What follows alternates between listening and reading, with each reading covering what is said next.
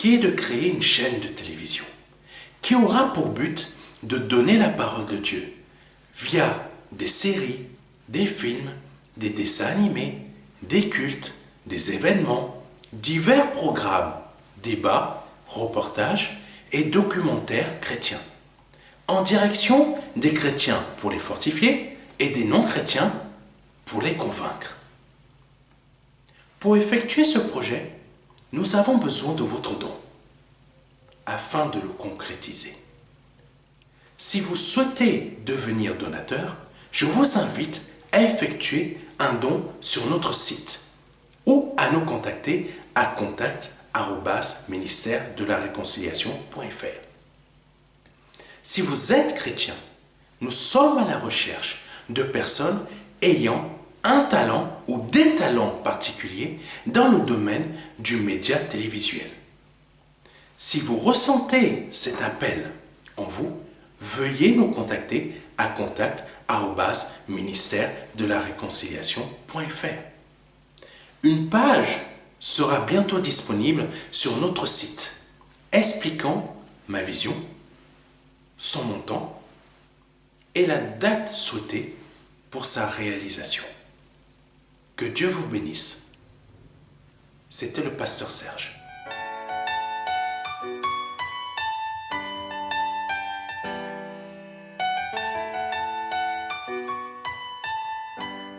Alléluia. Je suis heureux de vous retrouver pour ce culte du dimanche 5 mars 2023. Que Dieu soit béni et que Dieu soit glorifié. Aujourd'hui, nous allons avoir un culte assez spécial. C'est un culte où vous allez avoir des messages prophétiques. Beaucoup de personnes vont entendre des choses qui viennent de la part du Seigneur Jésus-Christ, mais il faut savoir que le Seigneur va parler à beaucoup de personnes. Je souhaite tout d'abord saluer toutes les personnes qui nous suivent partout dans le monde. Que Dieu vous bénisse et que Dieu vous fortifie. J'espère que vous avez passé une très bonne semaine et que vraiment vous avez été fortifiés par le message précédent de dimanche dernier, ainsi que par les autres messages. Vous êtes nombreux à nous suivre et je bénis le Seigneur Jésus-Christ de ce qu'il fait au travers de ces messages qui me fait vous apporter afin que vous puissiez continuer à avancer selon sa volonté. Je bénis le Seigneur pour cela. Mais il faut savoir aussi obéir et lui obéir pour que vraiment nous ne passions pas à côté de ce qu'il veut pour nous. Amen. Et dans ce message que nous allons voir aujourd'hui, nous allons parler d'une chose qui est très importante. Le Seigneur va vous apporter un message très important. Et c'est vraiment utile, mais aussi important pour vous de l'écouter. Que Dieu soit béni, que Dieu soit glorifié. Si c'est la première, deuxième ou troisième fois que vous suivez un des messages que je vous donne au travers de ce format et que vous souhaitez donner votre vie à Jésus-Christ, n'hésitez pas à rester jusqu'à la fin de ce message parce qu'il y aura un appel au salut, comme tous les autres messages du dimanche. Et si vous souhaitez rester en contact avec nous, vous avez la possibilité de le faire. Amen. N'hésitez pas à aller sur notre site. Vous tapez www.ministère-de-la-réconciliation.fr et vous allez en bas de page et vous complétez le petit formulaire « Restons en contact ». Que Dieu soit béni et que Dieu soit glorifié. Si vous souhaitez bénir cette œuvre, vous avez la possibilité de le faire n'importe quand durant cette vidéo. Que le Seigneur vous fortifie et que le Seigneur vous aide à comprendre ce qu'il a à vous apporter aujourd'hui. Parce que c'est une parole de bénédiction pour vous. Amen. Nous allons remettre ce moment entre les mains de notre Seigneur Jésus-Christ afin qu'il le conduise et afin qu'il le dirige. Alléluia. Oh Seigneur, je te remets ce moment entre tes mains. Merci de glorifier encore ton nom au travers de moi. De glorifier ton nom au travers de moi, afin que, Père, ton nom soit glorifié, Seigneur, au travers de cette vidéo, de ce format, Seigneur, d'enseignement, Papa, afin que par le nom de Jésus-Christ de Nazareth, Il y a des guérisons, des délivrances, des compréhensions, des esprits libérés, des capacités d'aller encore plus loin dans les compréhensions de ta parole, dans des révélations, Seigneur, que tu donnes.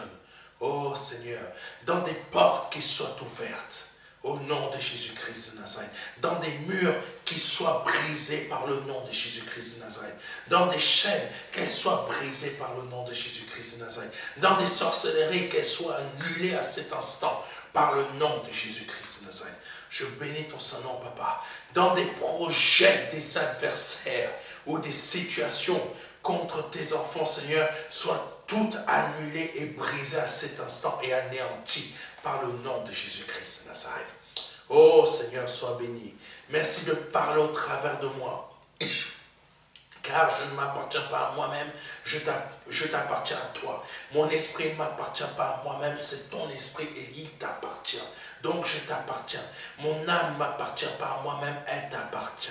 Mon sang est à toi aussi, Seigneur Jésus-Christ. Et je te demande par le nom de Jésus-Christ de Nazareth d'agir et de glorifier encore ton nom au travers de ce format d'enseignement, au travers de moi, par le nom de Jésus-Christ. Glorifie ton nom. Amen. Alléluia. Le message que nous allons voir aujourd'hui, pardonnez-moi, a pour titre « Savoir attendre l'heure de Dieu dans sa vie ». Amen, je reprends. Savoir attendre l'heure de Dieu dans sa vie. Amen. Il y a des personnes qui ne savent pas attendre l'heure de Dieu dans leur vie. Il y a des personnes qui ne comprennent pas que Dieu a une heure précise pour leur apporter une bénédiction dans leur vie.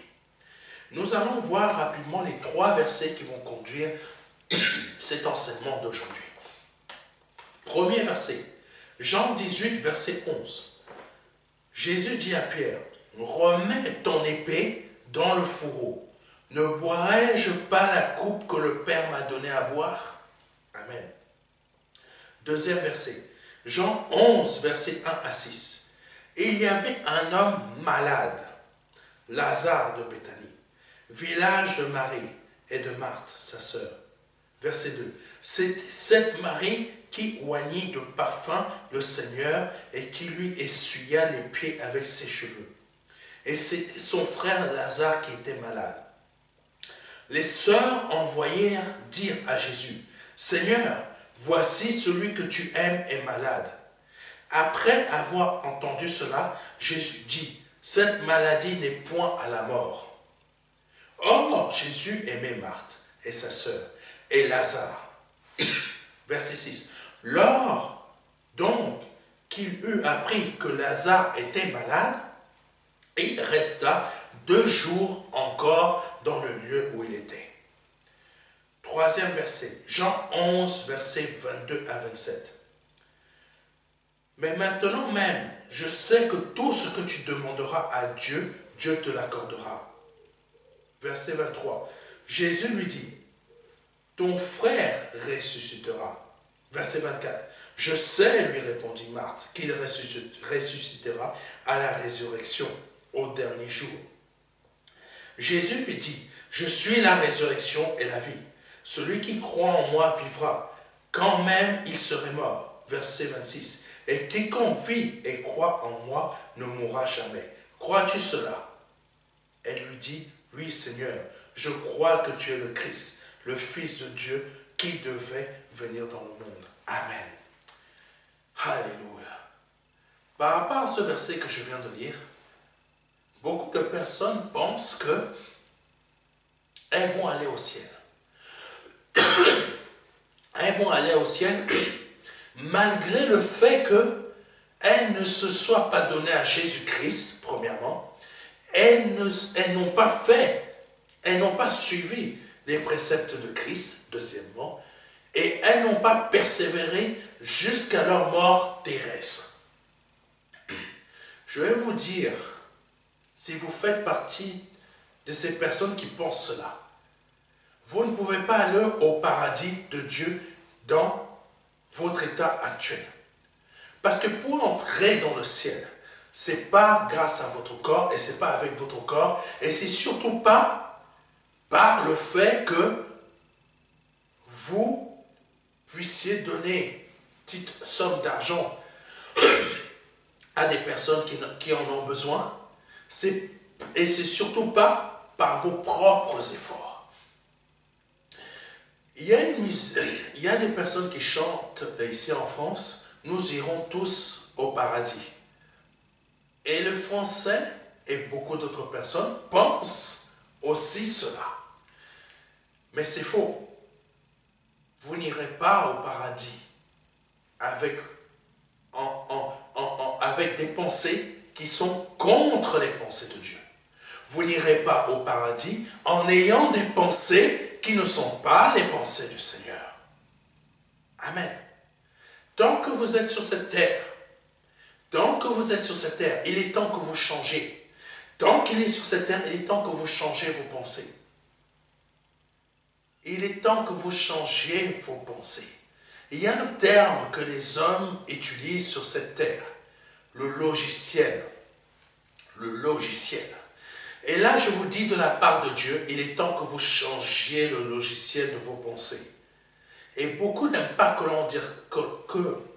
leur dise cela, et ils attaquent beaucoup des messagers de Dieu comme moi. Mais ce n'est pas en m'attaquant que vous allez réussir à aller dans le ciel. Parce que quand on part de cette terre, c'est ça qui est formidable avec Dieu. Il y a beaucoup de personnes qui font des recherches, et ils diffusent leurs recherches sur des journaux scientifiques. Et ils disent que la plupart des personnes qui ont pu connaître une mort imminente n'ont rien vu de l'autre côté. Comme si c'était le néant. Et ils disent, il n'y a rien. Je bénis Dieu de ce qu'ils disent qu'il n'y a rien. Parce que ça vous... Alléluia. Je bénis Dieu de ce qu'ils vous disent qu'il n'y a rien. Parce que s'ils avaient vu réellement Dieu, vous seriez hypocrite aujourd'hui. Mais aujourd'hui, vous êtes sûr qu'il n'y a rien. Mais je vous le dis, qu'il y a réellement un Dieu qui est réellement vivant. Sauf que vous ne voulez pas le croire, le penser. Mais je vous le dis, qu'il y a réellement un Dieu qui est vivant. Et ce Dieu vous attend. Vous attend. Parce que là, il est en train de regarder et observer votre marche. Et il est en train d'observer votre marche. Aujourd'hui, vous rigolez. Mais quand vous ferez face à lui, vous rigolerez moins. Beaucoup disent de leur bouche, ils disent, quand il va me voir, il va moins rigoler. Vous êtes que des hommes. Mais quand vous allez faire face à mon Seigneur, vous rigolerez moins. Et un message que le Seigneur a à dire à beaucoup de présidents africains.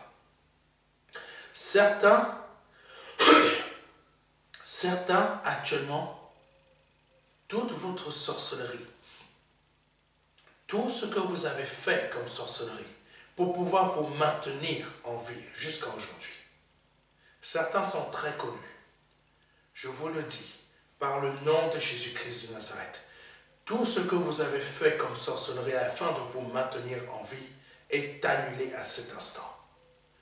Peu importe le sorcier que vous allez voir, aucun ne pourra défaire ce qui vient d'être dit à cet instant. Vous ne le savez pas, mais à cet instant, tout est annulé. Toutes ces sorcelleries pour vous maintenir en vie sont annulées. Vous ne pourrez plus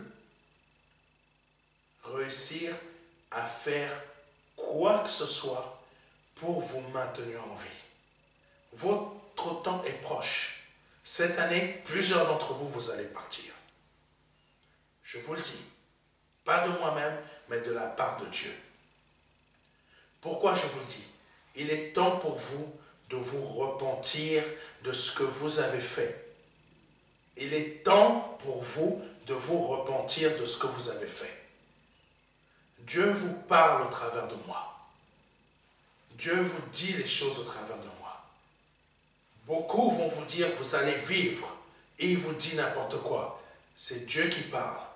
Quand Dieu décide de dire quelque chose, de faire quelque chose, la chose se réalise. Donc je vous invite à vous repentir le plus tôt possible, car votre temps approche. Que Dieu soit béni, que Dieu soit glorifié.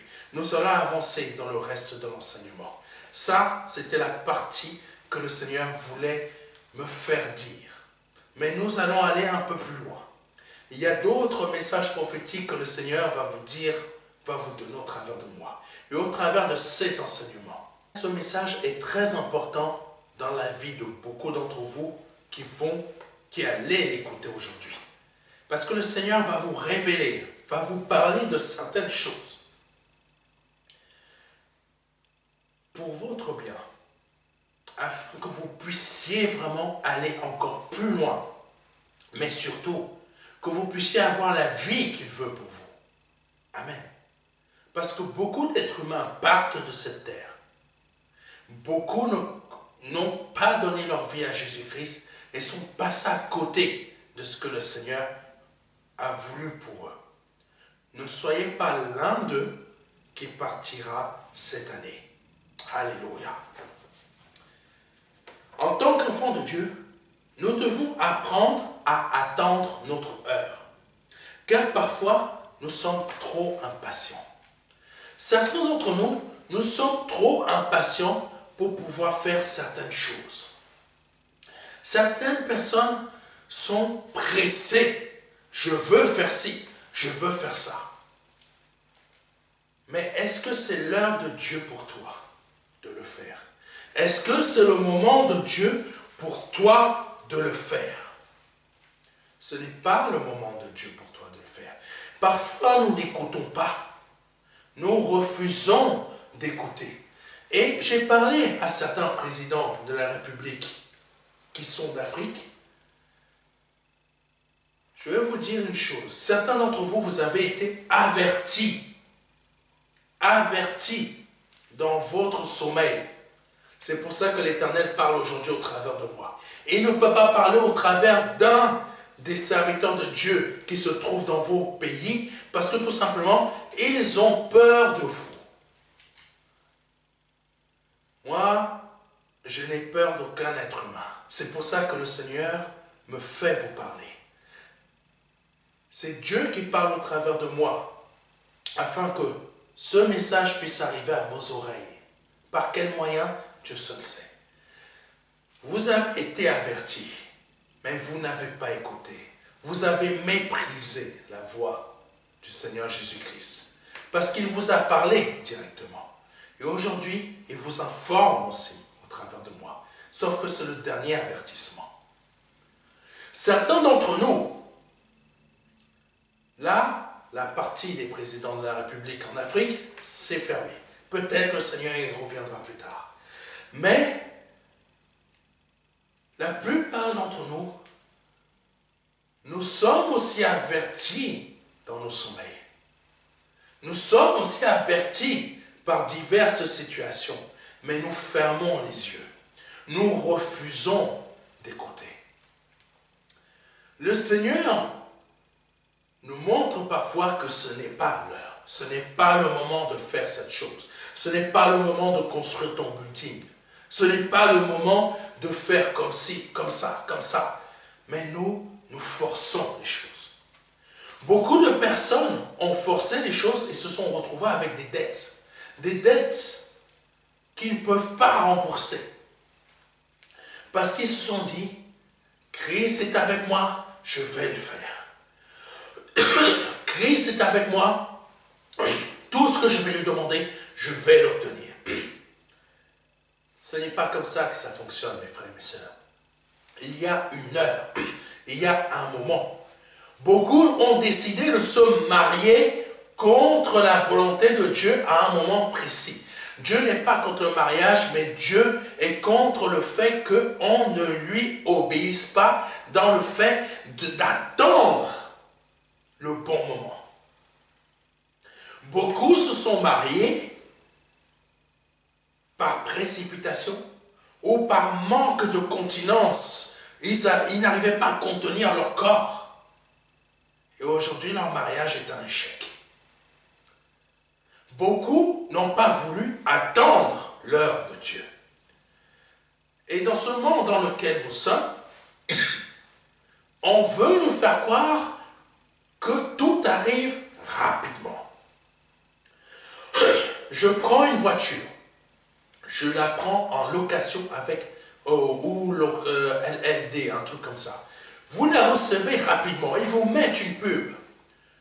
239 €, vous repartez tout de suite avec. Vous voyez la plus belle voiture de votre vie. Vous vous dites, waouh, je ne gagne pas beaucoup, mais je vais pouvoir me prendre je ne sais pas quoi. Imaginons que c'est une Mercedes. Je vais me prendre cette Mercedes à 239 € par mois. Est-ce que c'est le moment? C'est le monde qui veut t'offrir cette voiture tout de suite. Mais est-ce que c'est l'heure de Dieu? Mais est-ce que c'est l'heure de Dieu que tu aies ce type de voiture? Toi, tu penses que oui, parce que tu te dis 239 € par mois, je peux la payer. Mais le jour que les pneus vont se percer, mon frère, ma soeur, toi qui écoutes ce message, le jour que l'un de ces pneus va se percer, la fameuse assurance, je ne sais pas quoi, maintenance ou je ne sais pas quoi pour réparer la voiture, les pneus ne sont pas compris dedans.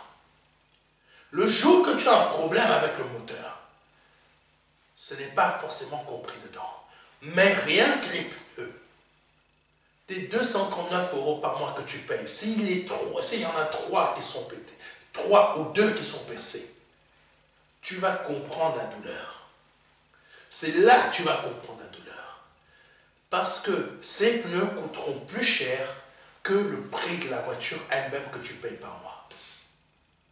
Et surtout le prix de l'assurance que tu n'as pas pris en compte dans ton esprit va coûter quasiment la moitié du prix de cette voiture que tu vas payer par mois.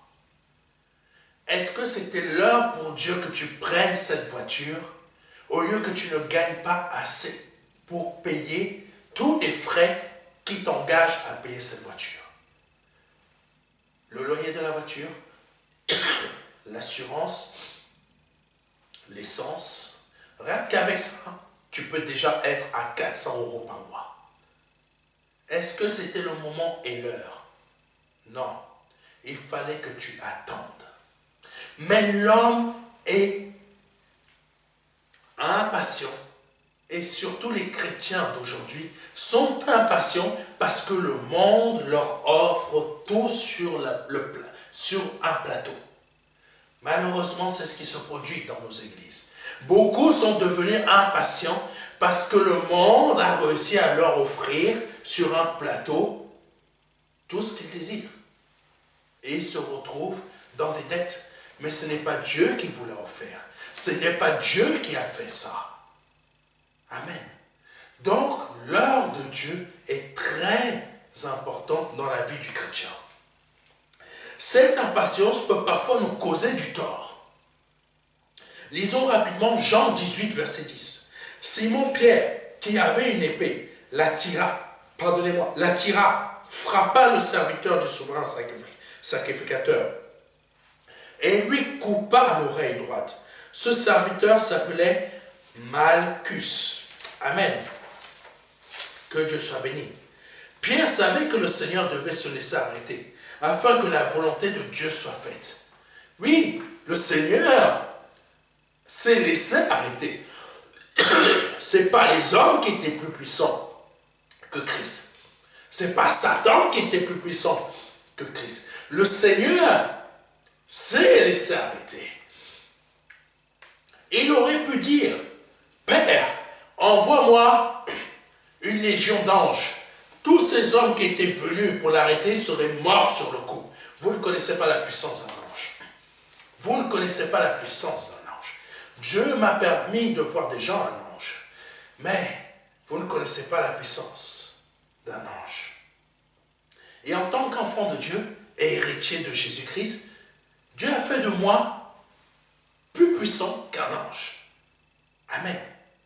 Mais si le Seigneur lui-même, de peu inférieur aux anges, mais il était quand même plus puissant que les anges, parce qu'il est fils de Dieu.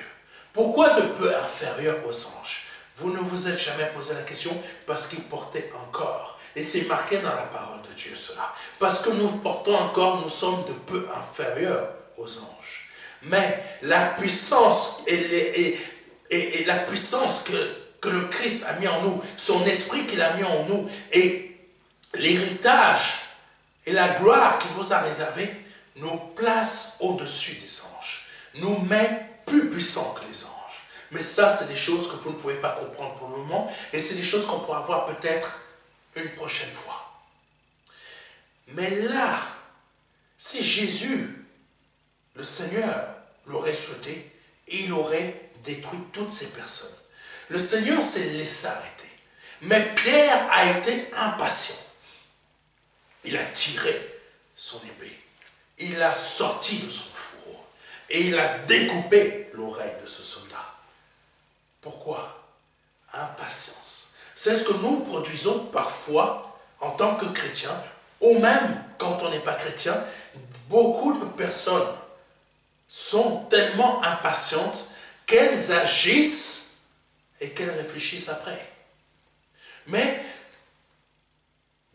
le pasteur m'a dit que je pouvais faire ça. Le pasteur ne t'a pas dit que tu devais faire ça.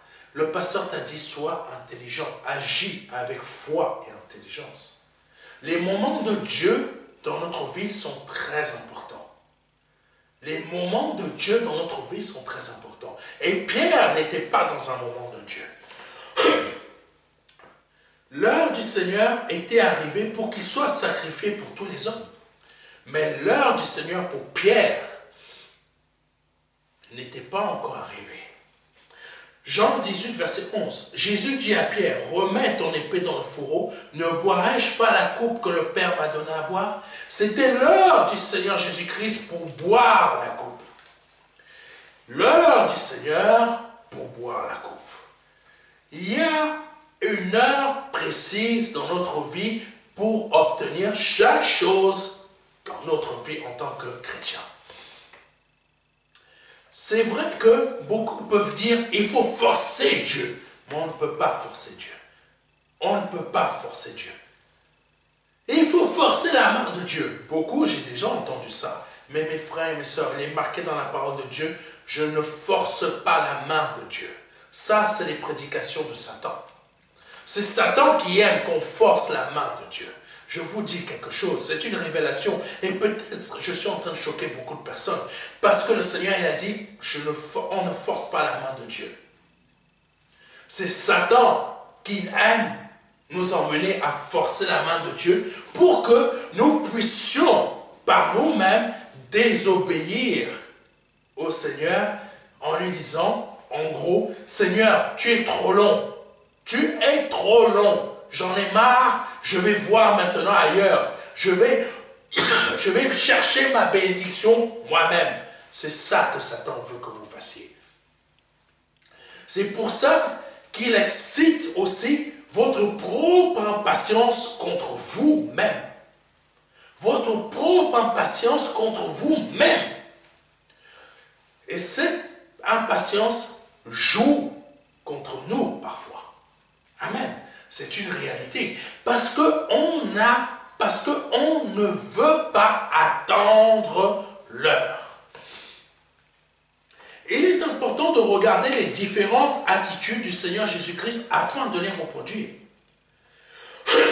Dans sa marche, le Seigneur nous a montré comment contrôler nos pensées et ne pas murmurer. Comment se tenir face aux difficultés diverses et variées que sont les épreuves. Comment agir quand on nous vole de l'argent? Par exemple, est-ce que vous avez lu dans la parole de Dieu que le Seigneur s'est plaint une seule fois de ce que Judas volait de l'argent?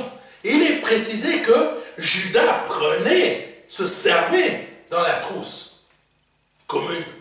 Mais il n'est pas précisé qu'une seule fois le Seigneur à élever la voix contre lui pour ça. Ça nous montre comment on doit fonctionner. Peut-être quelqu'un t'a volé de l'argent. Tu es parti voir le sorcier pour que la sorcellerie le frappe. Mon frère, ma soeur, tu as mal agi. Laisse Dieu tirer vengeance. Amen. Il y a un journaliste qui est mort au Cameroun dernièrement. Il faut savoir que Dieu va tirer vengeance.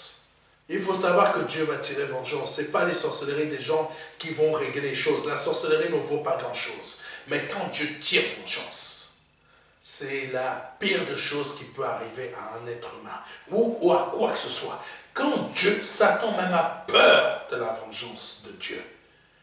Oui, écoutez-moi bien. Vous qui aimez aller voir les sorciers, Satan lui-même a peur de la vengeance de Dieu.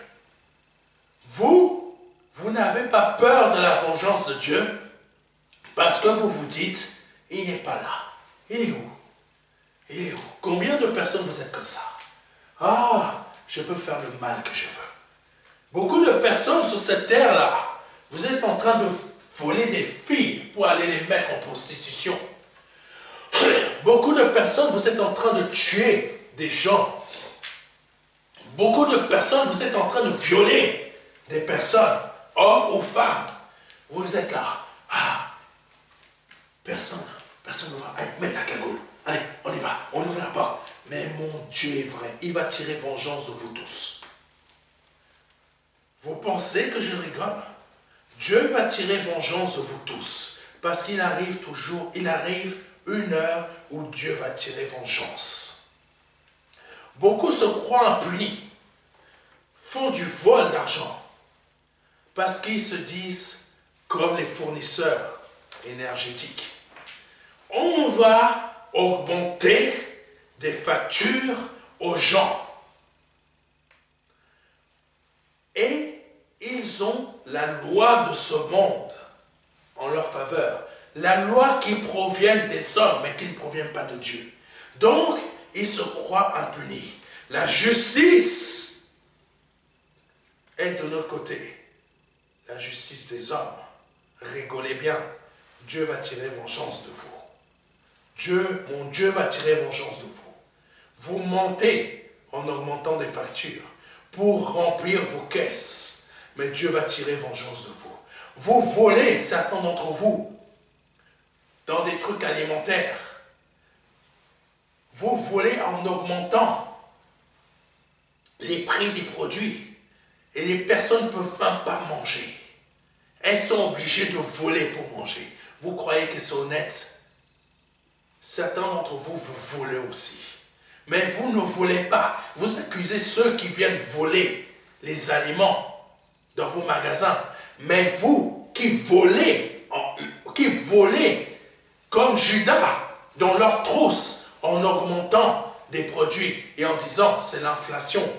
Vous pensez que Dieu ne le voit pas?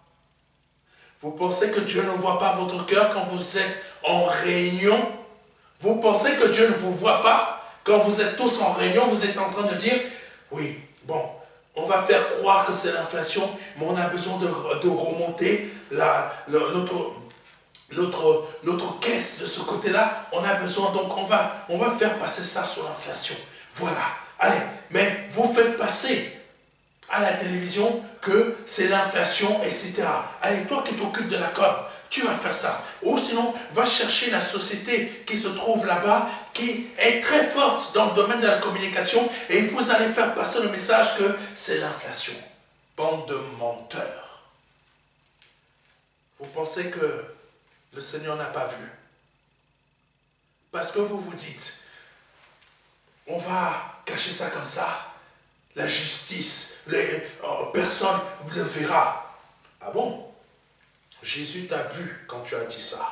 Quand tu as donné des ordres aux personnes, à tes collaborateurs et collaboratrices. Jésus t'a vu. Jésus t'a vu. Il tirera vengeance de ce que tu as fait. Il tirera vengeance de ce que tu as fait. Alléluia. Beaucoup mentent. Il y a l'heure aussi où Dieu tire vengeance. Alléluia. Il y a une heure pour qu'on puisse être béni, mais il y a une heure aussi pour que Dieu tire vengeance du monde. Dieu tire vengeance des personnes qui mentent. Dieu tire vengeance des présidents africains ou européens, ou ici, peu importe. Dieu tire vengeance. Et il y a une heure où Dieu tire vengeance. Et la vengeance de Dieu, son heure est arrivée. Mais préparez-vous, vous qui écoutez ce message, parce qu'il y a une autre heure qui arrive. Et une autre heure qui arrive. Cette heure-là, vous devez être prêt. C'est pour ça que commence à changer votre vie. Cette heure où le Seigneur arrive, l'heure est là. Mais vous ne savez pas quand est-ce qu'il va venir. Je vous le dis, vous, mes frères et mes sœurs, qui êtes tout le temps accrochés au matériel, je veux ça. Vous qui vivez ici en France ou ailleurs, l'heure a sonné. Je vous le dis. Mais vous ne savez pas quand est-ce que le Seigneur va arriver. Vous ne le savez pas. Je ne le sais pas non plus. Mais je vous le dis. L'heure a sonné. L'heure a sonné. Et l'heure de Dieu n'est pas la nôtre. Mais l'heure a sonné. Préparez-vous. Alléluia. Donc, il est important de regarder l'attitude du Seigneur Jésus-Christ quand il était sur cette terre. Pour savoir comment agir quand on nous vole de l'argent. Pour savoir comment avoir la bonne attitude envers nos frères et sœurs et même les personnes du monde quand on nous insulte. Savoir comment parler au diable pour le chasser. Comment invoquer son nom pour la guérison, etc.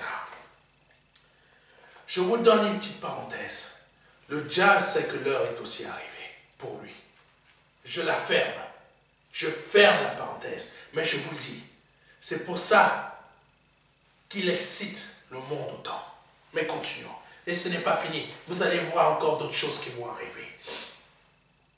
Durant toute sa marche, durant toute la marche du Seigneur Jésus-Christ sur la terre, il nous a montré comment avoir la bonne attitude afin de savoir attendre l'heure. Alléluia.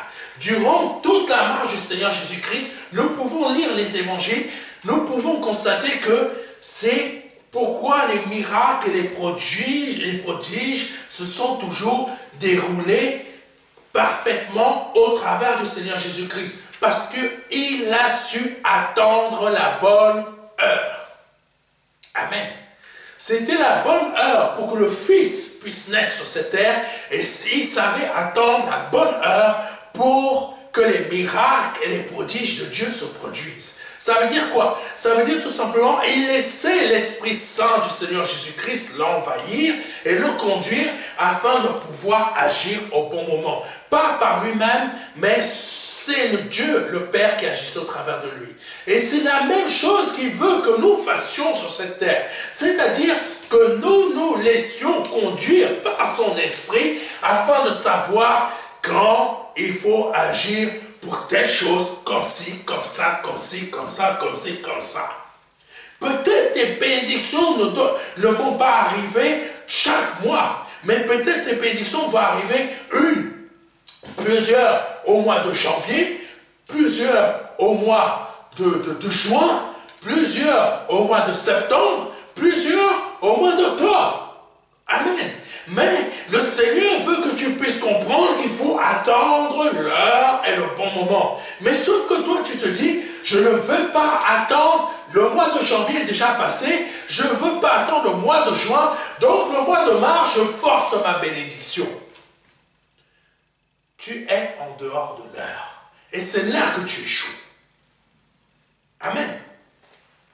Tu es en dehors de l'heure et c'est là que tu échoues. Le Seigneur Jésus-Christ n'a pas échoué une seule fois parce qu'il a su attendre l'heure. Continuons.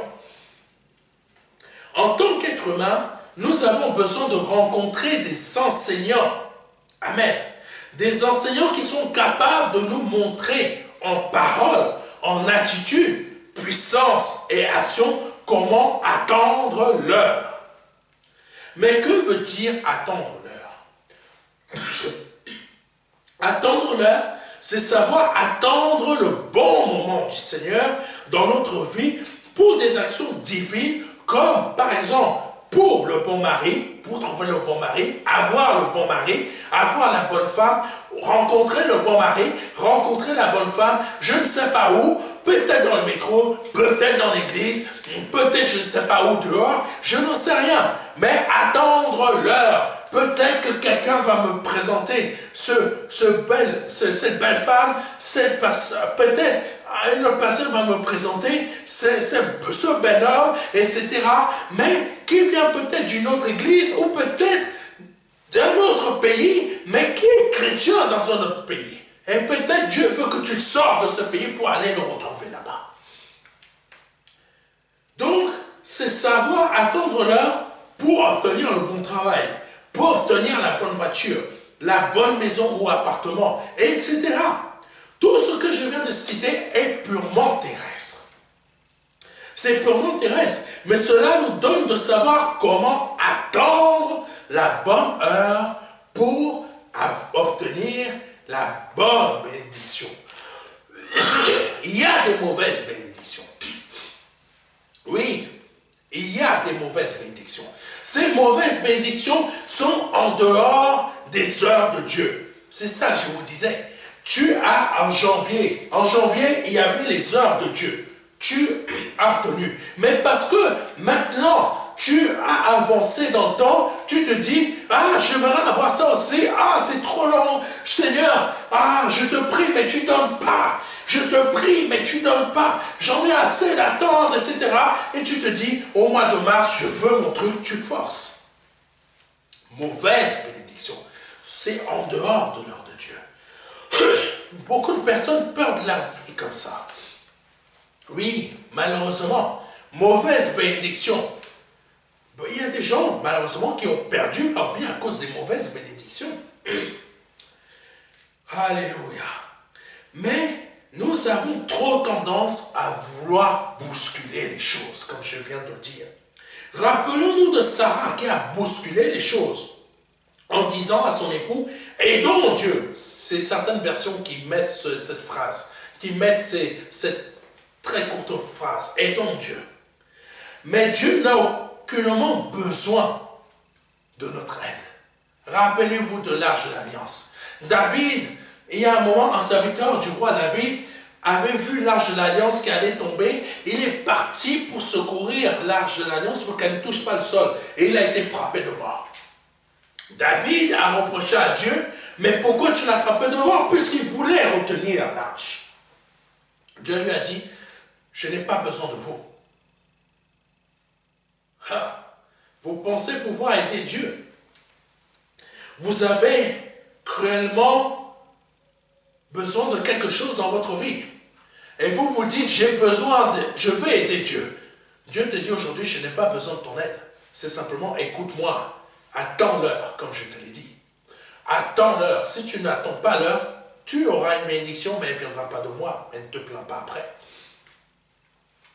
Donc, rappelons-nous de Sarah, qui s'est dit, aidons Dieu.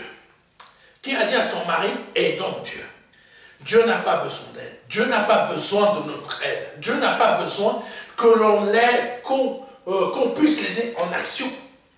Amen. Oh Jésus, Dieu n'a pas besoin de notre aide pour accomplir une action. Il a juste besoin que nous attendions son heure afin d'obtenir sa bénédiction qui va venir dans notre vie, sa guérison qui va venir dans notre vie, les choses qu'il a prévues pour nous qui doivent arriver dans notre vie. Genèse chapitre 15, verset 2 à 4. Abraham répondit, Seigneur éternel, que me donneras-tu?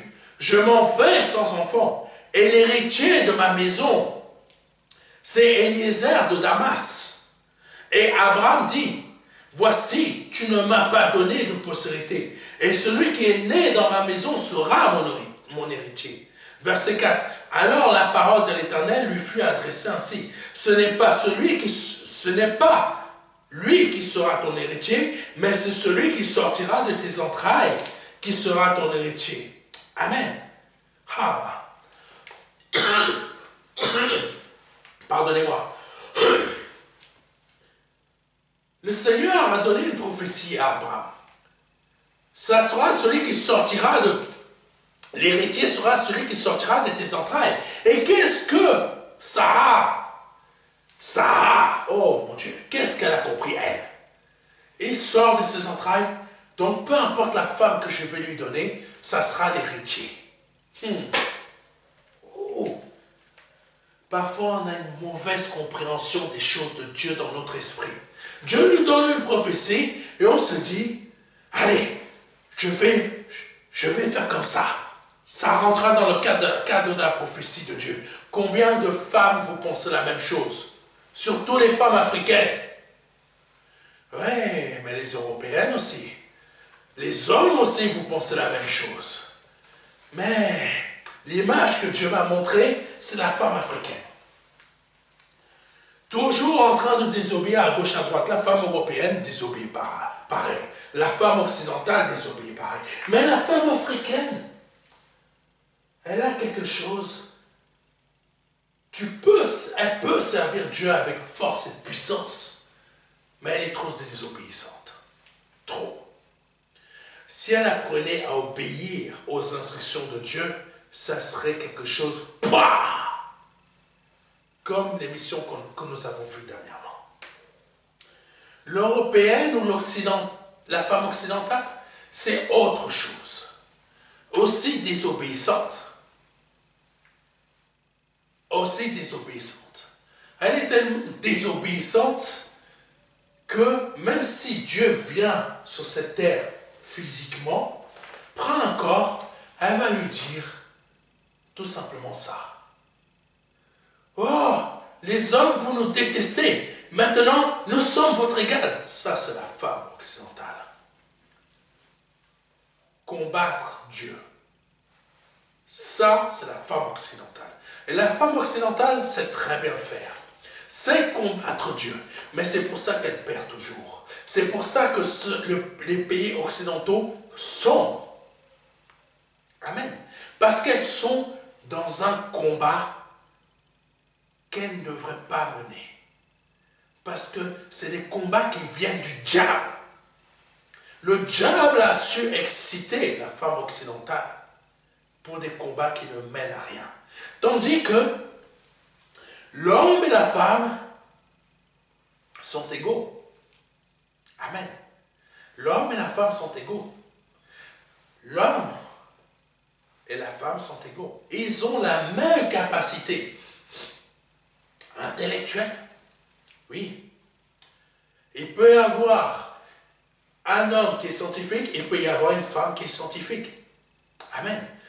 Ce que l'homme peut faire, la femme peut le faire.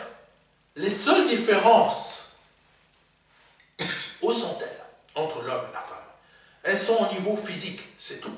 Mais tout le reste, c'est pareil. C'est pareil. L'homme et la femme peuvent faire les mêmes choses, peuvent développer des outils. Ils peuvent faire les mêmes choses.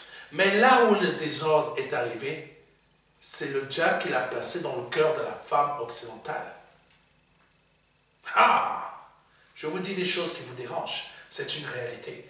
Mais il vous a mis ce désordre en vous faisant croire des choses qui sont fausses. Tandis que dans la réalité, Dieu vous a fait pareil que l'homme. Capable de faire les mêmes choses que lui. Mais vous vous êtes laissé piéger encore par Satan. Une deuxième fois. Vous vous êtes laissé piéger une deuxième fois. Ça ne vous a pas suffi de mettre tous les êtres humains dans le péché. Maintenant, vous refaites encore des choses qui ne servent à rien au lieu que vous êtes égal. Alléluia.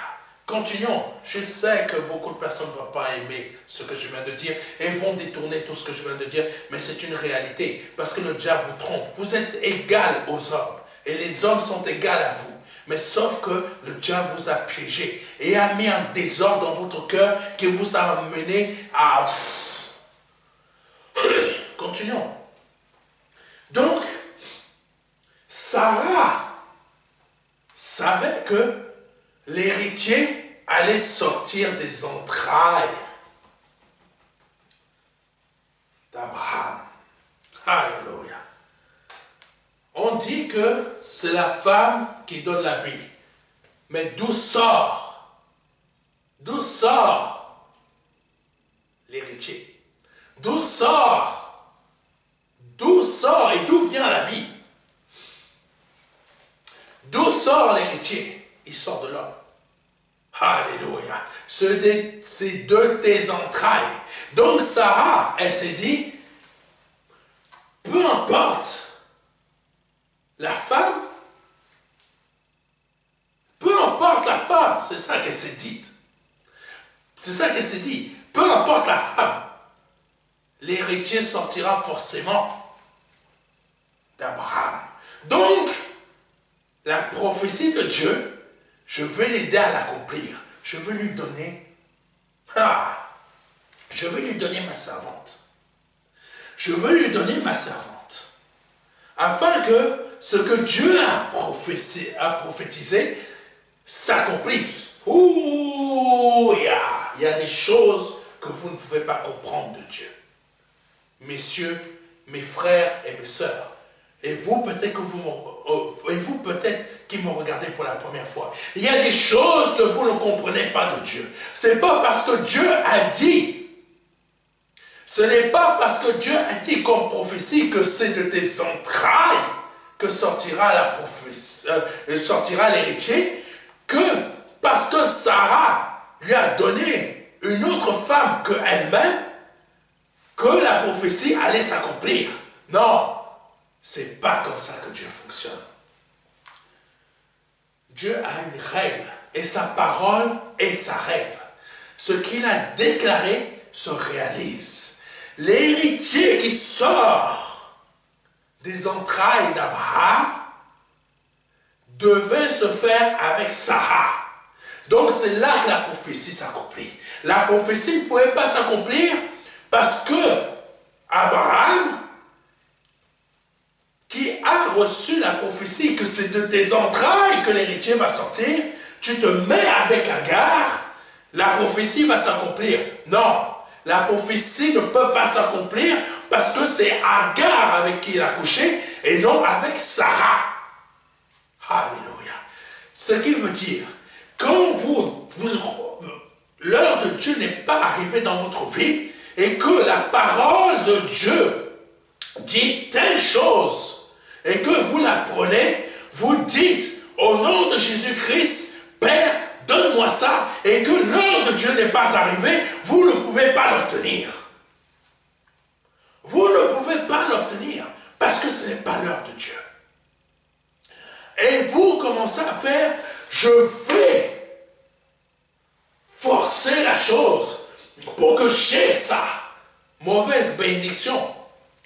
Comme exactement Abraham a eu une mauvaise bénédiction en couchant avec Agar. Ce n'était pas l'heure de Dieu pour qu'il puisse accomplir ça. C'est pour ça qu'il a reçu une mauvaise bénédiction.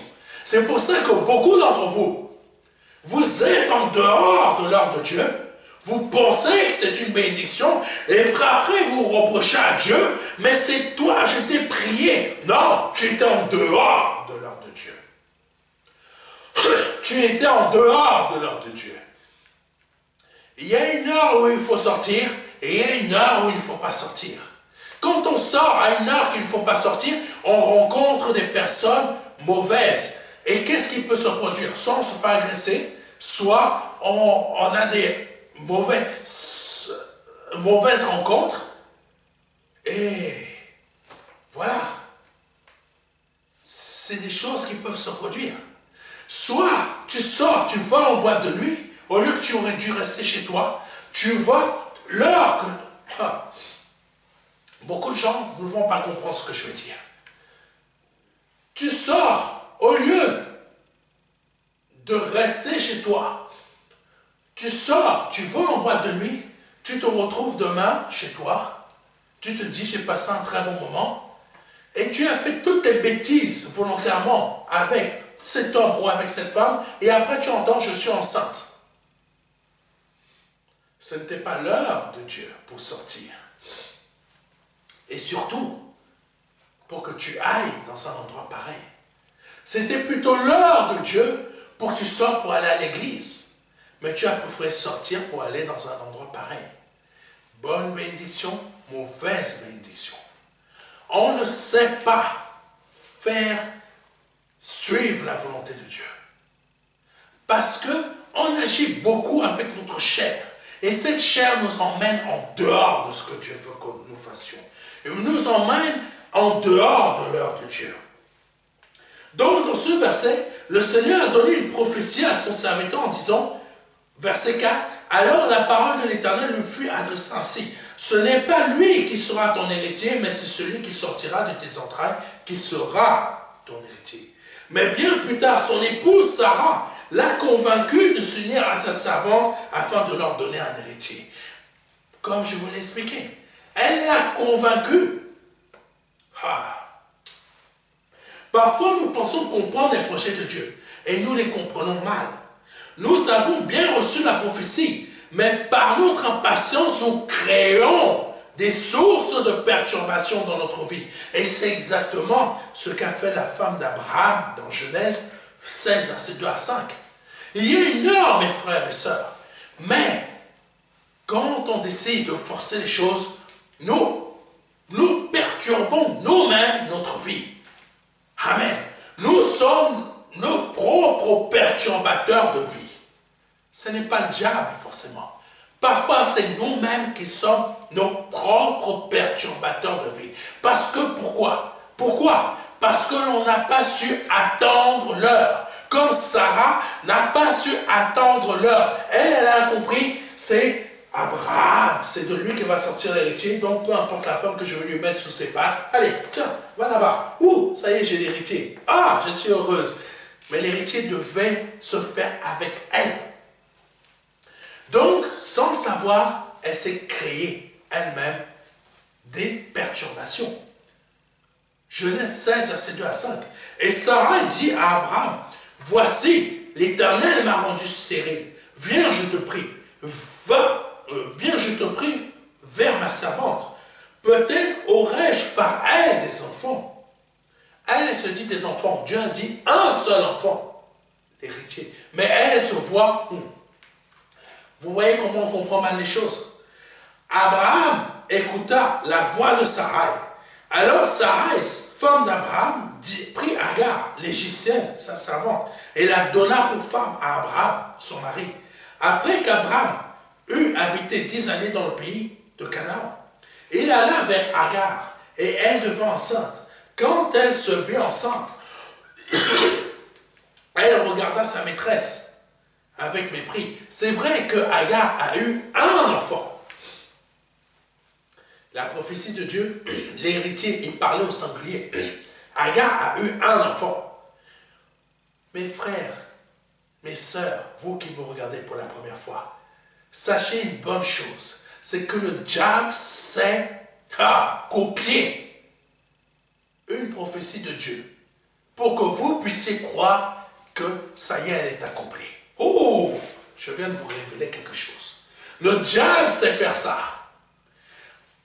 Regardez par rapport à Sarah. Agar a eu un enfant. Sarah en voulait plusieurs. Et là, elle a eu un enfant. Et Dieu a dit à Abraham, l'héritier, donc au singulier. Elle a eu un enfant, Agar. Mais ce n'était pas la promesse de Dieu. Le diable, comme vous êtes en dehors de l'heure de Dieu, le diable sait imiter une bénédiction prophétique de Dieu pour que vous puissiez croire que cela vient de Dieu, mais elle ne vient pas de Dieu. Et c'est pour ça que, avec cette bénédiction, vous vous retrouvez dans des perturbations. Continuons. Continuons. Verset 4. Alors, il alla vers Agar et elle devint enceinte. Quand elle se vit enceinte, elle regarda sa maîtresse avec mépris. Et Sarah dit à Abraham, l'outrage qui m'est fait retombe sur toi. J'ai mis ma servante dans ton sein et quand elle a vu qu'elle était enceinte, elle m'a regardé avec mépris. Que l'Éternel soit juge entre toi et moi. Ah, c'est bien facile de dire ça. Parce que c'est elle-même, Sarah, qui a mis Agar dans le lit d'Abraham. Ah. Ce qui m'a beaucoup surpris dans ce verset, c'est l'attitude de Sarai, qui a reproché à Abraham d'avoir un enfant avec sa servante Agar. Mais qui l'a mis dans son lit? C'est Sarai. Sarai avait pris la décision de donner Agar pour une nuit à son mari. Elle est tombée enceinte comme ça. J'ouvre rapidement une parenthèse. Beaucoup de femmes se plaignent de leur mari. Ah. Beaucoup de femmes se plaignent que leur mari va voir ailleurs. Mais je vous pose une question à vous, mesdames. Je vous pose une question à vous qui pensez ça. Si votre mari va voir ailleurs, pourquoi ne regardez-vous pas en premier? Pourquoi vous ne vous regardez pas en premier? Pourquoi ne regardez-vous pas en premier votre attitude? Qui l'a emmené à faire ça? Pourquoi vous lui reprochez d'être parti voir une autre femme? Mais pourquoi vous ne regardez pas votre propre attitude qui l'a emmené à aller faire ça? Mon mari est parti, il m'a trompé avec ta... Mais pourquoi tu ne regardes pas ta propre attitude? Peut-être, si tu aurais regardé ta propre attitude, tu aurais compris que ah, ça, je comprends pourquoi mon mari il est comme ça maintenant. Tu changes. Mais vous ne regardez pas. Et après, vous reprochez à cet homme d'être parti ailleurs. Nous agissons pareil que Sarai. Car le Seigneur nous parle, mais nous refusons d'écouter. Et quand les problèmes sont là, nous reprochons au Seigneur de ne pas les avoir arrêtés. Oui. Nous sommes très forts pour reprocher au Seigneur de ne pas avoir arrêté les problèmes. Oh Seigneur, pourquoi tu n'as pas arrêté tel problème? Pourquoi? Mais est-ce que tu as regardé ton attitude? Mais est-ce que tu as regardé ton attitude, le Seigneur te dit? Est-ce que tu as regardé ton attitude? Depuis tant, mon serviteur te parle, mais tu n'as toujours pas changé ton attitude. Et il fallait attendre l'heure, mais toi, tu es toujours en dehors de l'heure. Le problème ne vient pas du fait que Dieu aurait pu arrêter les problèmes. Mais il vient du fait que nous n'écoutons pas les instructions de Dieu pour les éviter, les contourner ou diminuer leurs dégâts dans notre vie. Puis nous murmurons. Lisons 1 Corinthiens chapitre 10, verset 10 à 11. Ne murmurez point, comme murmurèrent quelques-uns d'eux, qui périrent par l'exterminateur. Verset 11. Ces choses leur sont arrivées pour servir d'exemple, et elles ont été écrites pour notre instruction, à nous qui sommes parvenus à la fin des siècles. Puis lisons Philippiens chapitre 2, verset 14 à 16. Faites toutes choses sans murmure ni hésitation, verset 15, afin que vous soyez irréprochables et purs, des enfants de Dieu irrépréhensibles au milieu d'une génération perverse et corrompue, parmi laquelle vous brillez comme des flambeaux dans le monde. Les murmures, c'est très dangereux. Pardonnez-moi. Les murmures, c'est très dangereux. Vous êtes en dehors de l'ordre de Dieu, vous recevez une fausse et mauvaise bénédiction et vous reprochez à Dieu. Mais c'est exactement ce que le diable veut que vous fassiez. Vous êtes en plein dans le plan du diable. Ah, mais non, pasteur, vous dites que je suis possédé. Tu n'es pas possédé. Tu es en plein dans le plan du diable. Tu agis comme il veut que tu agisses et tu crois que c'est Dieu qui t'a donné la bénédiction et tu viens reprocher à Dieu que cette bénédiction ne t'apporte que des problèmes. C'est plutôt à toi qu'il fallait reprocher, c'est plutôt à toi qu'il faut reprocher cela. Parce que tu t'es mis en dehors de l'heure de Dieu. Il y a une heure pour les choses de Dieu. Et quand on est dans l'heure des choses de Dieu, les bénédictions sont agréables. Où coule le lait et le miel.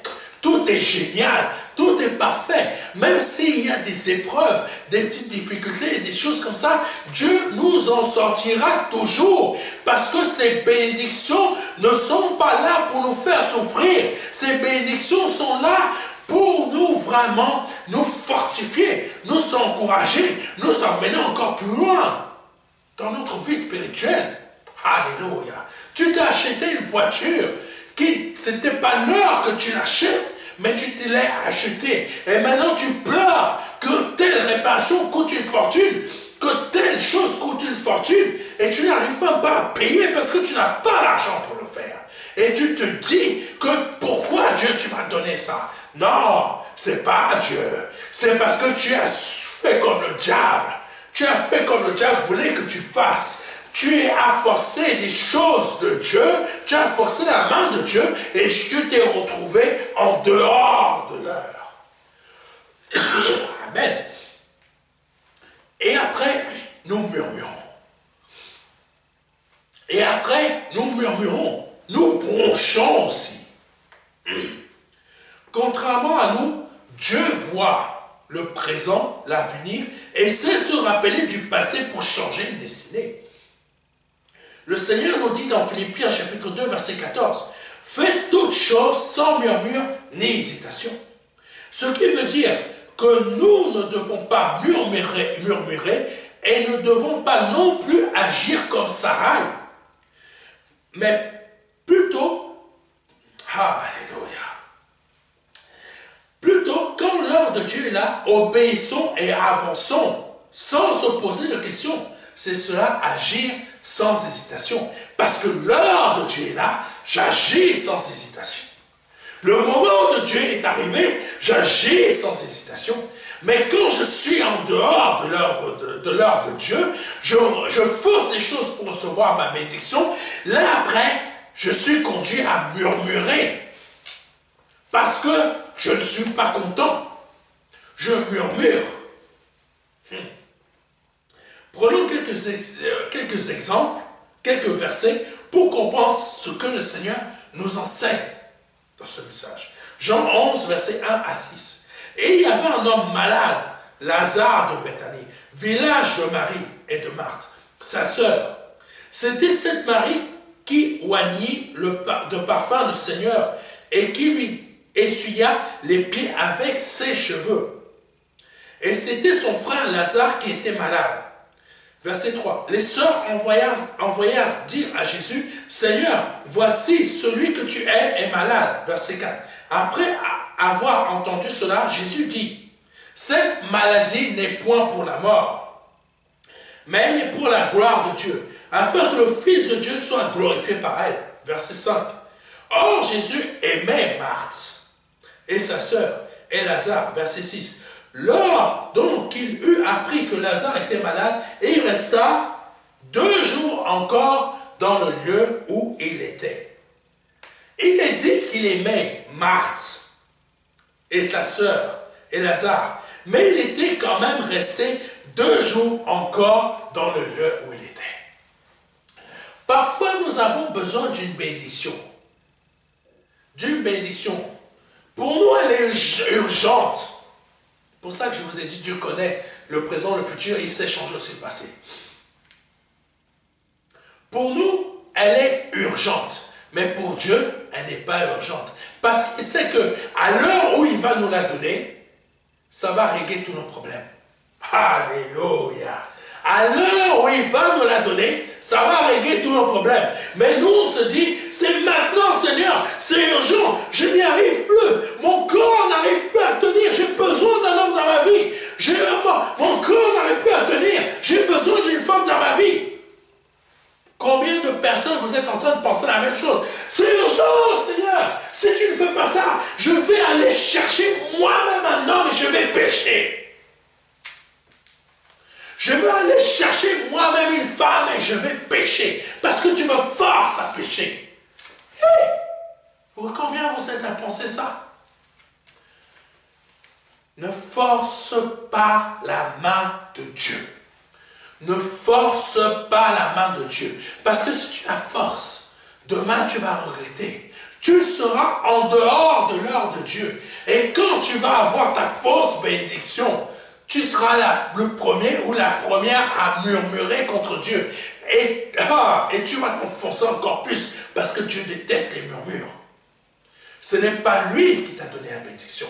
Tandis que si tu patientes, tu attends l'heure de Dieu. C'est vrai, ce n'est pas facile d'être célibataire. C'est vrai, c'est difficile d'être célibataire. C'est vrai, quand on est seul, on est un peu plus dans la faiblesse, surtout quand on est une femme. Mais Dieu te gardera toujours. Même si tu es célibataire, Dieu te gardera toujours. C'est simplement attends la bonne heure. Parce que quand la bonne heure va arriver, oui, tu as 20 ans, ce n'est pas là. Oui, tu as 25 ans, ce n'est pas là. Oui, tu as 30 ans, ce n'est pas là. Oui, tu as 34 ans, ce n'est pas là. Mais quand tu vas avoir 40 ans, la bénédiction arrive. Et là, mon Dieu, tout ce que tu n'as pas eu les années précédentes, ça arrive l'année d'après. À ta 41e année, à ta 41e année, parce que tu t'es marié, parce que tu as attendu l'heure, tout arrive d'un coup. Parce que tu as attendu l'heure. Et pensant que je suis à 40 ans, je n'arriverai pas à coucher, tout arrive d'un coup. Parce que pourquoi? Tu as attendu l'heure. L'heure. L'heure, mon frère, ma soeur. L'heure, toi qui me regardes pour la première fois. Tu as attendu l'heure. Et toi qui me regardes pour la première fois, qui n'a pas Christ dans ta vie. Aujourd'hui, c'est l'heure pour toi de donner ta vie à Jésus. Continuons. Alléluia. Ah, Jésus, tu es saint. Tu es saint, sois béni. Oh, oh, Jésus. Et il restait encore 2 jours. Son ami Lazare était mort, mais il restait encore 2 jours. Oh, Jésus.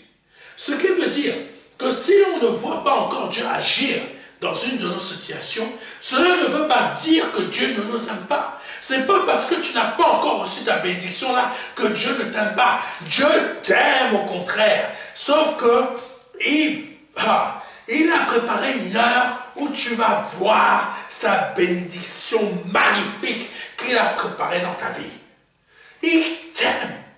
Il ne te hait pas. Il t'aime. Mais le diable veut nous faire croire parfois que parce que on est dans la souffrance, mon corps me travaille, je n'arrive plus à tenir, Dieu ne m'aime pas, il ne voit pas ma souffrance, il ne voit pas mes difficultés. Moi je vois mes amis, elles sont mariées. Oh Seigneur, quand est-ce que je vais avoir mon mari? Mon corps me travaille, ton corps te travaille, mais reste tranquille. Reste tranquille, patiente, l'heure va arriver. L'heure va arriver. Et là, tu seras la femme ou l'homme le plus heureux. Alléluia. Oh, Jésus. Oh, Rabababakashite. Il est important. Oh, Jésus, pardonnez-moi. Oh, Jésus. Donc, il aimait Marthe et sa sœur. Mais ce n'est pas parce qu'il n'est pas arrivé tout de suite qu'il ne les aimait pas. Il les aimait. Ce qui veut dire que si l'on ne voit pas encore Dieu agir dans une de nos situations, cela ne veut pas dire qu'il ne nous aime pas. Il aimait ses amis, mais il n'était pas intervenu tout de suite. Nous, on se dit que si Dieu nous aime, il doit intervenir à la seconde même que j'ai prié. Mais non, non, Dieu est souverain. Dieu est souverain. Il sait que s'il te donne ça tout de suite, tu vas perturber cette bénédiction. S'il te donne tout de suite, tu vas casser la bénédiction. Donc, il attend la bonne heure où il aura terminé de bien te travailler. Afin que cette bénédiction, tu ne la casses pas. Cette bénédiction, tu ne la perturbes pas. Parce que dans l'état des choses où tu es, tu peux la perturber. Il est important de comprendre la révélation suivante. Ce n'est pas parce que Dieu nous aime qu'il doit intervenir à la seconde. Il doit intervenir à la seconde. Ce n'est pas ça. Ce n'est pas ça. Dieu nous aime, mais il n'est pas obligé d'intervenir à la seconde. Et il y a une heure pour que la gloire de Dieu, c'est ça qu'il faut écouter, les frères et sœurs. Il y a une heure pour que la gloire de Dieu éclate dans notre vie. Et cette heure n'était pas encore arrivée pour que la gloire du Fils éclate dans la vie de Lazare et de ses sœurs. C'est pourquoi il a attendu 2 jours de plus. Et vous allez comprendre pourquoi il a attendu 2 jours de plus. Et il y a toujours une raison. Si aujourd'hui tu ne reçois pas ta bénédiction de la part de Dieu, c'est qu'il y a une raison. Toi, tu ne la vois peut-être pas, mais il y en a une, ou 2, ou 3, mais Dieu les voit. Mais vous allez comprendre. Continuons. Pourquoi il n'est pas parti tout de suite? Lisons ce qui est dit au verset 4. Après avoir entendu cela, Jésus dit, cette maladie n'est point à la mort. Donc ça veut dire que il allait ressusciter Lazare.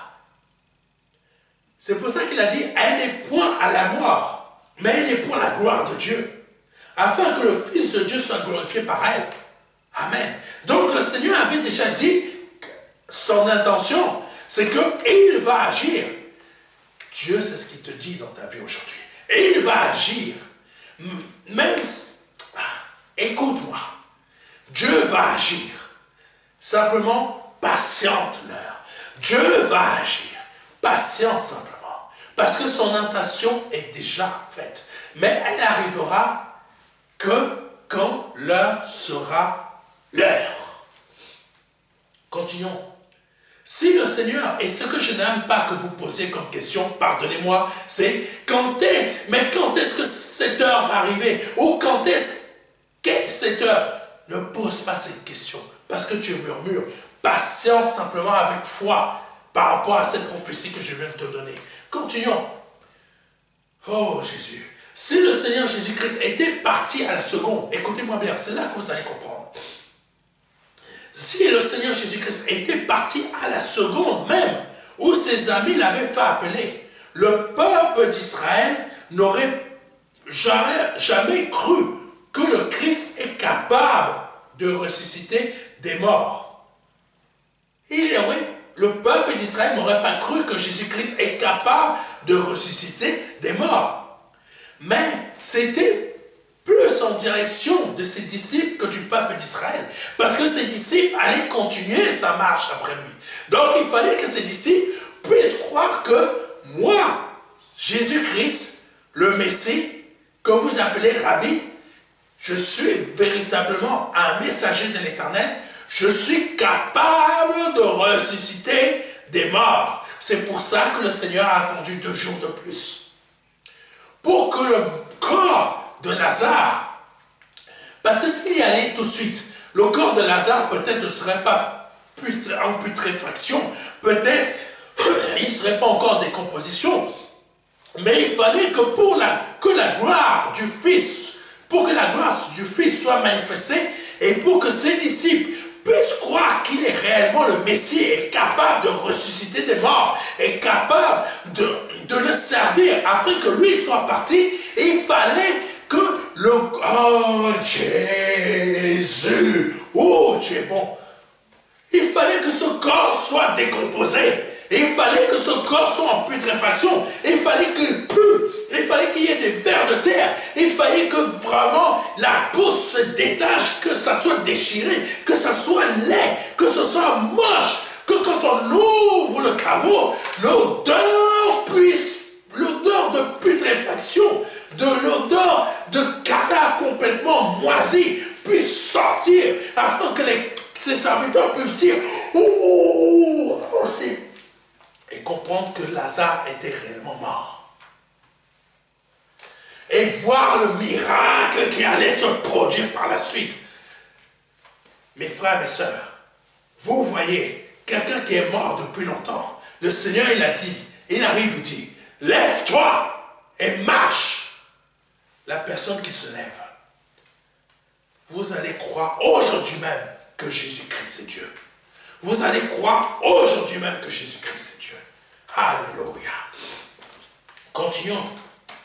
Lazare venait de mourir. Et si le Seigneur venait de partir, comme je vous l'ai dit, ses disciples n'allaient pas croire. Lisons Jean chapitre 11, versets 7 à 16. Et il dit ensuite aux disciples, retournons en Judée.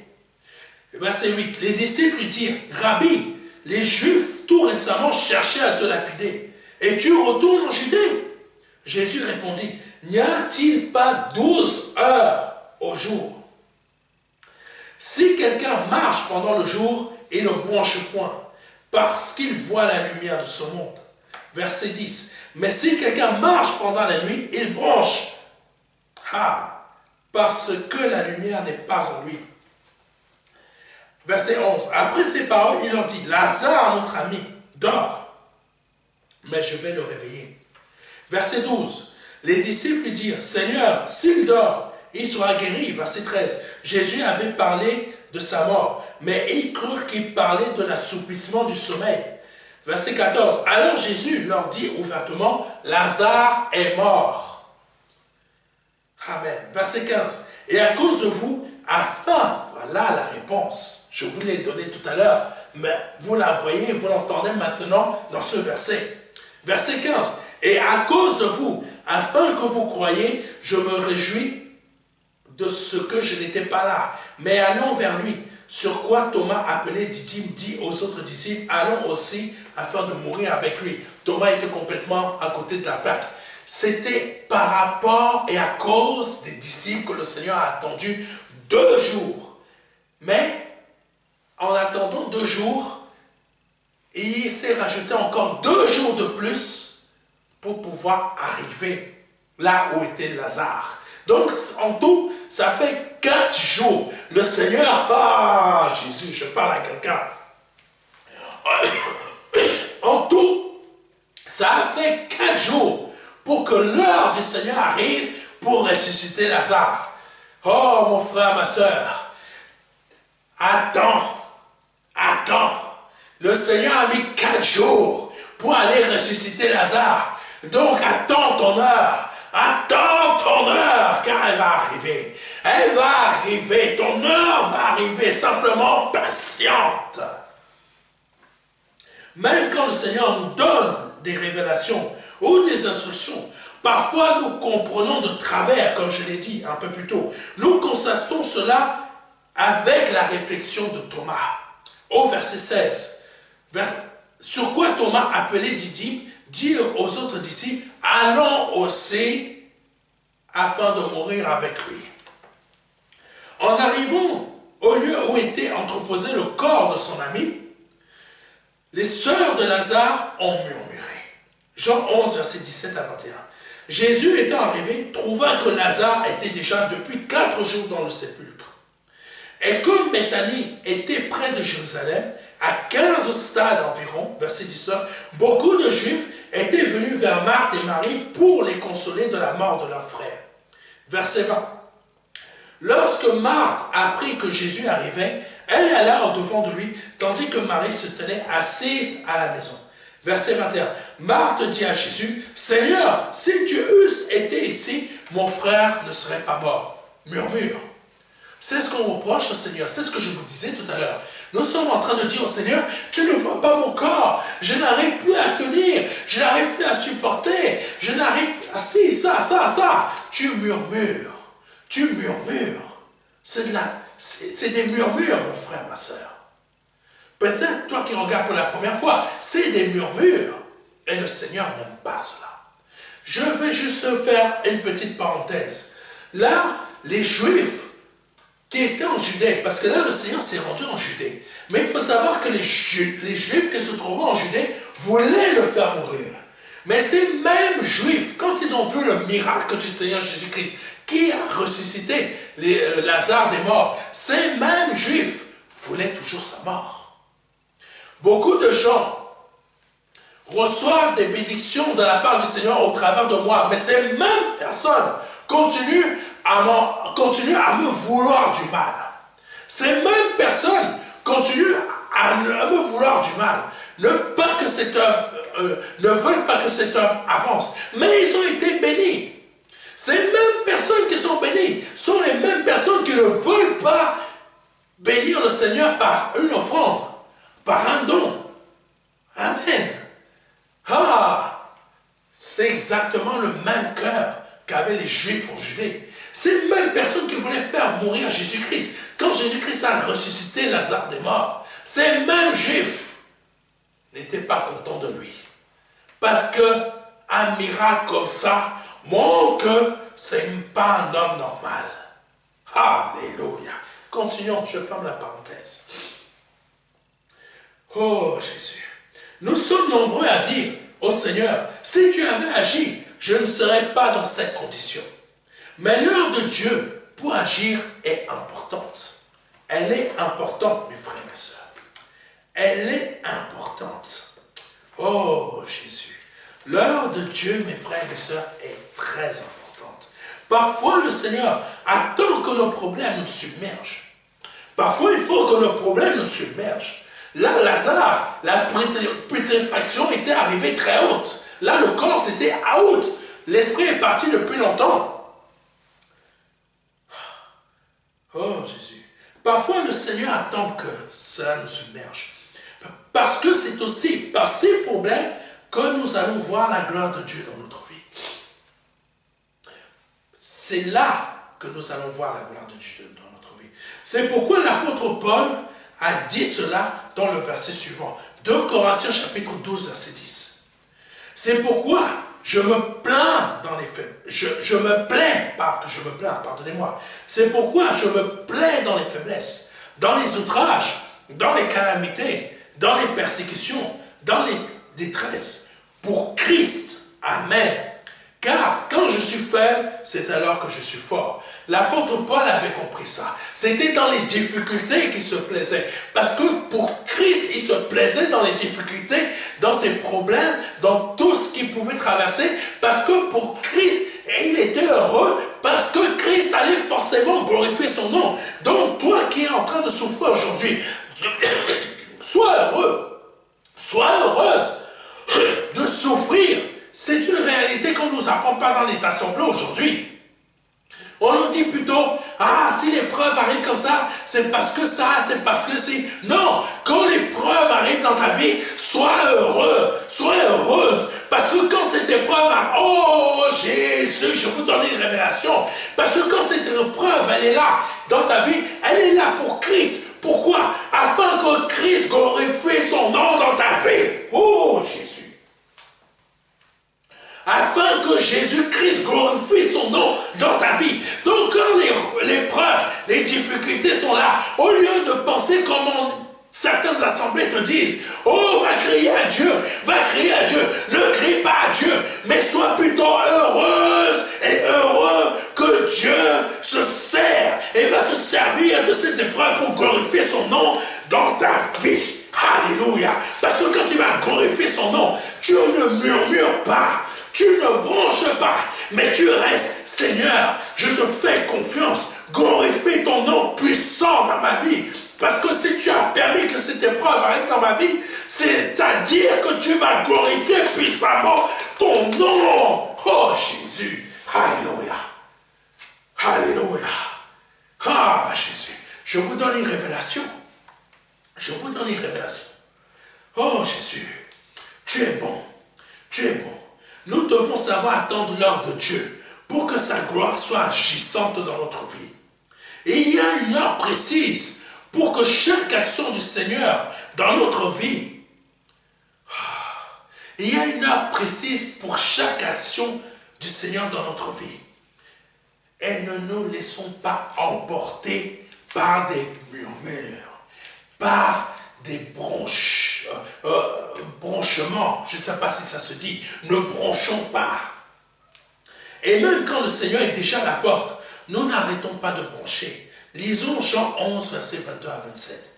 Mais maintenant même, je sais que tout ce que tu demanderas à Dieu, Dieu te l'accordera. Verset 23. Jésus lui dit, ton frère ressuscitera. Verset 24. Je sais, lui répondit Marthe, qu'il ressuscitera à la résurrection au dernier jour. Verset 25, elle continue à broncher. Elle bronche, on n'arrête pas de broncher. C'est quand même incroyable. Verset 5, même quand le Seigneur est à la porte, on est là toujours en train de broncher. Mais Seigneur, je sais, mais avant ça, tu étais déjà en train de le reprocher. Mais maintenant, tu dis, je sais. Tu sais quoi? Tu n'es pas Dieu. Continuons. Verset 5, Jésus lui dit, je suis la résurrection et la vie. Celui qui croit en moi vivra, quand même il serait mort. Verset 26, et quiconque vit et croit en moi ne mourra jamais. Crois-tu cela? verset 27. Elle lui dit, oui Seigneur, je crois que tu es le Christ, le Fils de Dieu, qui devait venir dans le monde. Il a fallu que le Seigneur frappe son esprit par une parole pour qu'elle puisse comprendre. Et c'est là qu'elle a arrêté de broncher. Quand le Seigneur vient frapper à la porte, il faut qu'il continue même encore à nous parler pour ouvrir notre esprit afin qu'on puisse comprendre que ça y est, c'est le moment. C'est le moment. Et là, on se tait, on le regarde faire. Alléluia. Pour terminer, le Seigneur n'agit pas par précipitation. Il n'agit pas par précipitation. Car il sait comment régler nos divers soucis, difficultés, maladies et problèmes d'argent au bon moment. Jean 7, verset 6. Jésus leur dit, mon temps n'est pas encore venu, mais votre temps est toujours prêt. Alléluia. Mon temps n'est pas encore venu, mais votre temps est toujours prêt. À n'importe quel moment, l'heure de Dieu peut arriver dans ta vie. Sois simplement prêt. Mais sache simplement l'attendre afin que sa gloire éclate dans ta vie. Jean chapitre 2, verset 1 à 11. 3 jours après, il y a eu des noces à Cana, en Galilée. La mère de Jésus était là, verset 2. Et Jésus fut aussi invité aux noces avec ses disciples. Le vin ayant manqué, la mère de Jésus lui dit, et ils n'ont plus de vin. Verset 4. Jésus lui répondit, femme, qu'y a-t-il entre moi et toi? Mon heure n'est pas encore venue. Verset 5. Sa mère dit au serviteur, fais ce qu'il vous dira. Verset 6. Or, il y avait là 6 vases de pierre, destinés aux purifications des Juifs, et contenant chacun 2 ou 3 mesures. Verset 7. Jésus leur dit, remplissez d'eau ces vases, et ils les remplirent jusqu'au bord. Verset 8. Puisez maintenant, leur dit-il, et portez-en à l'ordonnateur du repas. Et ils en portèrent. Verset 9. Quand l'ordonnateur du repas eut goûté l'eau changeant en vin, ne sachant d'où venait ce vin, tandis que les serviteurs qui avaient puisé l'eau le savaient bien, il appela l'époux. Verset 10. Et lui dit, tout homme sert d'abord le bon vin, puis le moins bon après, qu'on s'est enivré. Toi, tu as gardé le bon vin jusqu'à présent. Verset 11. Tel fut à Cana en Galilée le premier des miracles que fit Jésus. Et il manifesta sa gloire et ses disciples crurent en lui. Alléluia. Que Dieu soit béni. Ton heure arrive. C'est pour ça que tu dois être prêt. Ton heure arrive. Mais aujourd'hui, si c'est la première fois que tu écoutes ce message et que tu n'as pas donné ta vie à Jésus-Christ, comme nous l'avons vu tout à l'heure, sois prêt. Parce que ton heure, c'est maintenant. Ton heure pour donner ta vie à Jésus-Christ, c'est maintenant. Alléluia. Donc je t'invite à répéter après moi. Seigneur, je te demande pardon pour mes péchés. Je te demande pardon pour mes offenses. Je te demande pardon pour tout ce que j'ai pu faire dans ma vie. Pour tout ce que j'ai pu dire ou que j'ai pu avoir comme pensée et action dans ma vie. Je me repens de tous mes péchés. Je les confesse devant toi. Je reconnais que tu es Dieu et que tu es fils du Dieu vivant et que le Père t'a formé un corps afin que tu puisses mourir à la croix pour moi et verser ton sang à la croix pour moi pour la rémission de mes péchés. Je reconnais que tu es mon Dieu maintenant et que ton sang m'a lavé de tous mes péchés et que par ton action, je suis passé de la mort à la vie par le nom de Jésus-Christ. Si vous venez de répéter cela après moi avec confiance, conviction et sincérité, vous venez de passer de la mort à la vie. Je vous invite à nous contacter assez rapidement afin de nous réclamer ou de nous demander le livret des 4 marches. Ce petit livret va vous aider dans votre conversion par de petites étapes à suivre. Ça va vous aider à comprendre et comment changer. Nous pouvons vous l'envoyer gratuitement et nous allons vous l'envoyer gratuitement par mail ou par voie postale si vous le souhaitez. Mais communiquez-nous votre adresse postale afin que nous vous envoyions la version physique. Peu importe votre pays, nous vous l'envoyons gratuitement. Que Dieu soit béni et que Dieu soit glorifié. C'était le pasteur Serge et à dimanche prochain. Amen.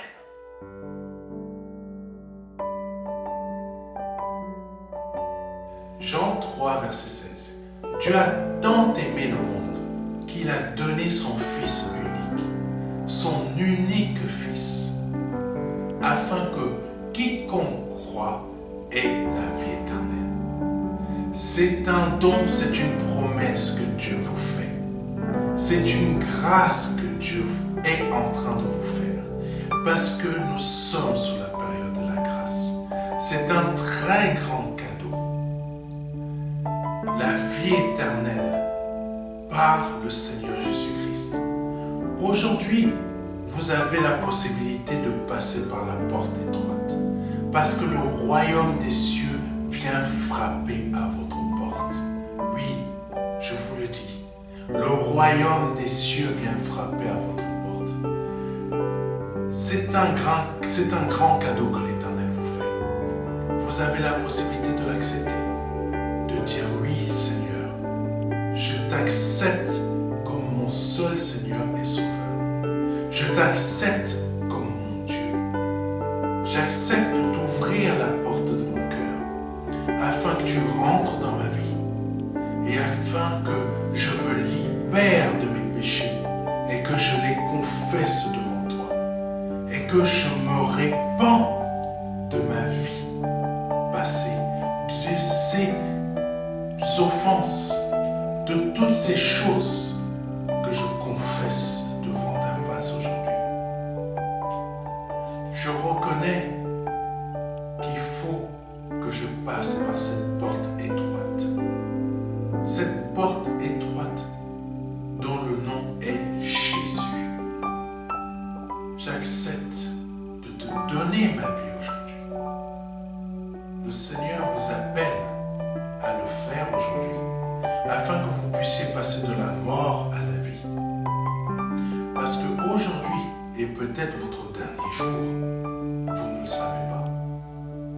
Peut-être aujourd'hui, c'est le jour où le Seigneur vous appelle à vous donner à lui, à donner votre vie au seul Dieu, au seul et unique Dieu, le Dieu vivant et vrai. Vous avez la possibilité de le faire aujourd'hui parce que c'est la seule porte qui existe. C'est une porte étroite. C'est une porte qu'il faut emprunter pour pouvoir accéder au salut. Vous avez la possibilité aujourd'hui de l'emprunter en nous contactant à contact@ministère de la réconciliation.fr. Vous avez la possibilité aujourd'hui de recevoir un livret numérique de notre part qui va vous aider dans cette démarche afin que vous puissiez accéder à la vie éternelle. Ne tardez pas, parce que vous ne le savez pas. Peut-être aujourd'hui est votre